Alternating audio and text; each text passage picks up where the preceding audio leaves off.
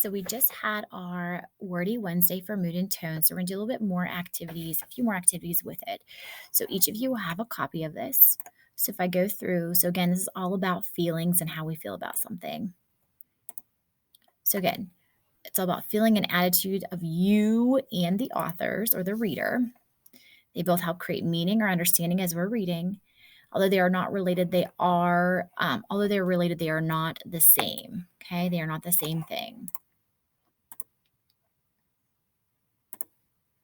So tone, remember, this is the attitude the author has towards a subject, okay, is used to create meaning for the reader so we understand how the author feels. Oftentimes, the tone is described as using an adjective. Maybe they're excited about something, they're very positive towards something, maybe they're angry about something, okay? It is a way for a writer to shape the reader's experience. Okay, so how to identify tone? We have 3 steps here. 1, examine word choice and phrases and analyze the language. What kind of words is the author using? 2, does the author use positive words and phrases or negative ones? And 3, look at how an author describes a setting, a character, and or event. So, for example, if an author was writing a biography of a president, so right now we have a lot of politics going on. So we have Trump and we have Biden.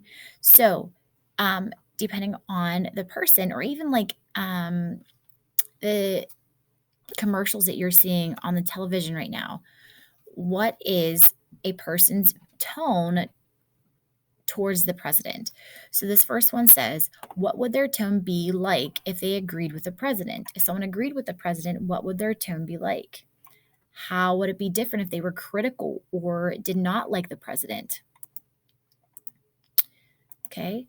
So this is where you're just going to put your thoughts to kind of answer questions 1 and 2. And again, this will be submitted for a grade. So this is worth some points. So just your thoughts. How would their tone be like if they agreed with it? How would their tone be different if they didn't like the president? So now,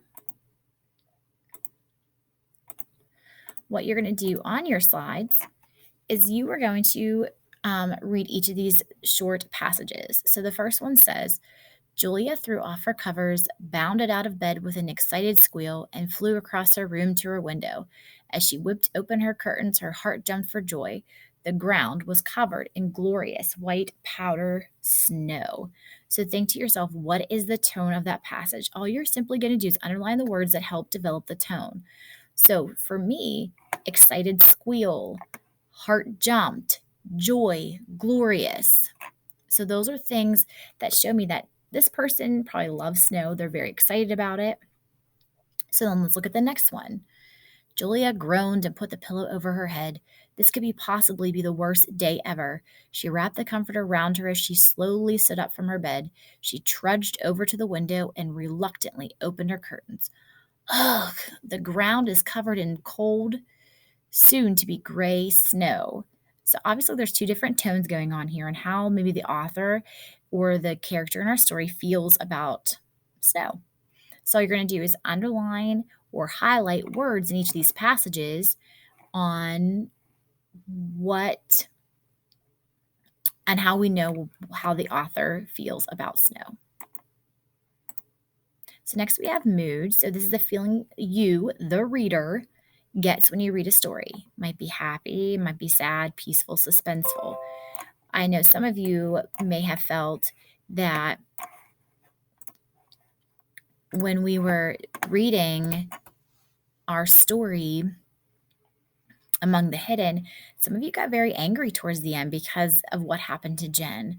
Some of you were, in suspense because you wanted to see what was going to happen next.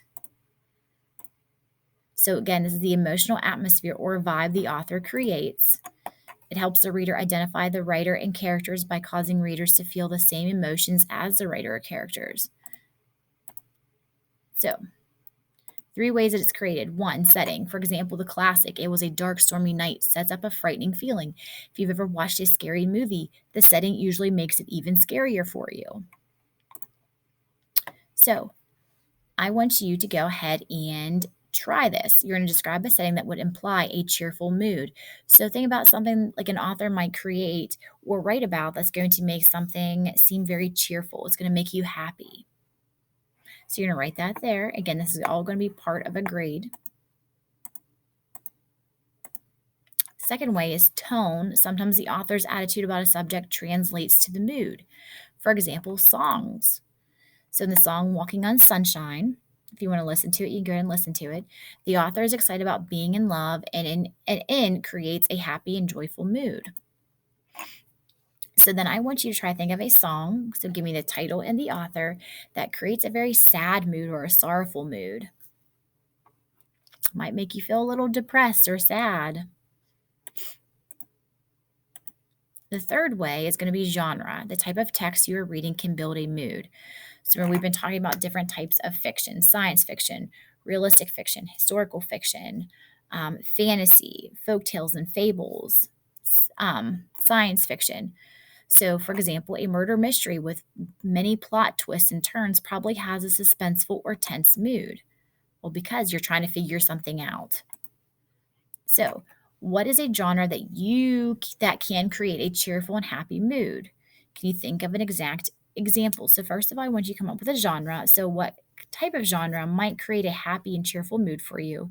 And then maybe give me a specific example of that novel or story that you've read before.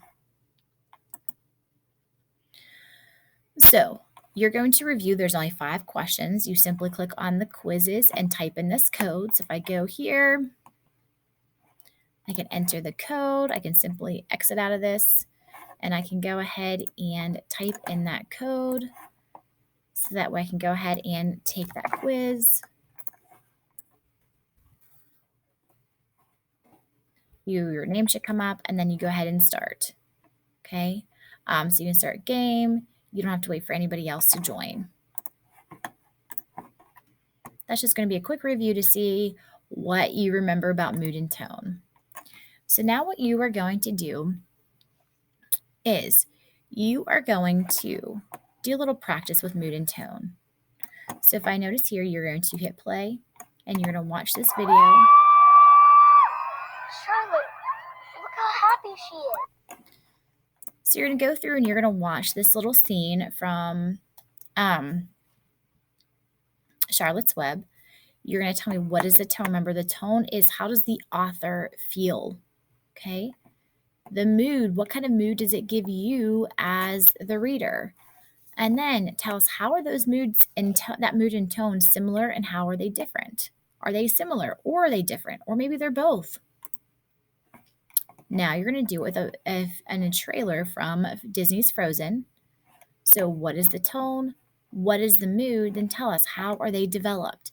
Remember, we talked about sometimes they're developed through the genre. Sometimes they're developed through the setting. So those things are what you're going to put here after watching this short video.